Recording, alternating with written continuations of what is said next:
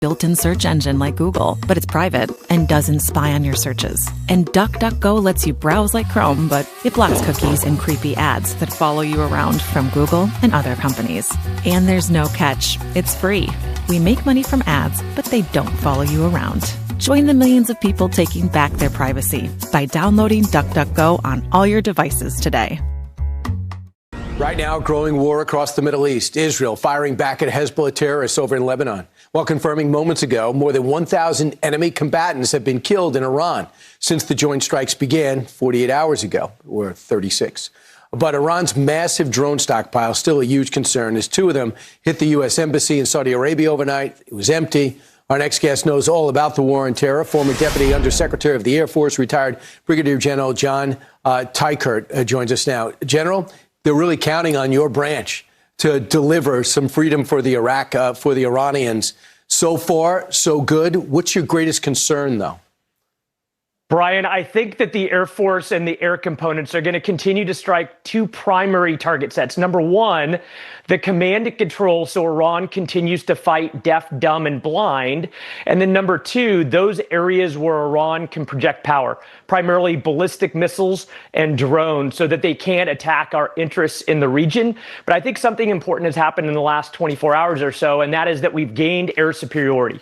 We've demolished their air defenses, which means there's a larger number of aircraft that can flow into the region that are non-stealthy because it's permissive and start striking those target sets that I just described.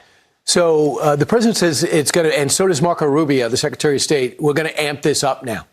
What does that mean for you militarily? Because it seems like they got off to a pretty strong start.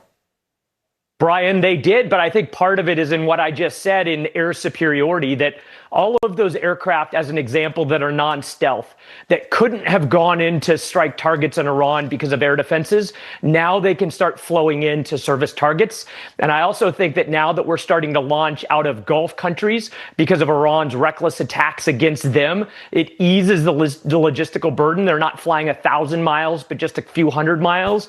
That now that's part of amping up the strikes because you've got more aircraft that can strike and the distances are shorter. So when the Gulf states say we want to get in the fight, and the president put out a Truth Social post saying, I'm a little surprised, we wanted to take care of it, we got this, but can they be an asset?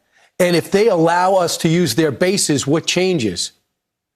Brian, they are extremely capable. They mostly have high-end Western aviation equipment.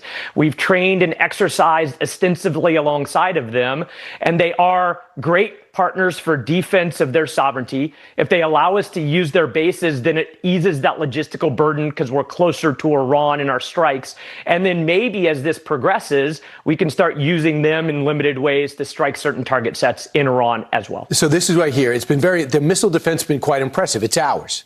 But I understand that, for example, they are downing the Shahed drones with Patriot missiles. So the Shahed drone's relatively cheap, Patriot missiles expensive, that they would run out of interceptors in a week. Is that the reality as you know it? Brian, that's a horrible cost trade-off. Those drones are about $30,000 a piece. Those Patriot missiles are about $4 million. We need to start coming up with other ways to defend against drones that's not using those Patriots. There are capabilities. We just need to make sure that we're using those capabilities against the low-end drones. I hear that Israel's using lasers as missile defense. Have you seen this? I mean, that would be something. Brian, they have the Iron Dome, and now they just started using something they call the Iron Beam, directed energy to defend themselves. That is a great cost curve for defenders, and I hope that we start utilizing those types of capabilities here at home and then in our interests around the world as well. Yeah, I'd love to see that in action. That is pretty impressive. General, thanks so much. We're going to be talking to you a lot, so stay close. You got it, Brian. Thanks.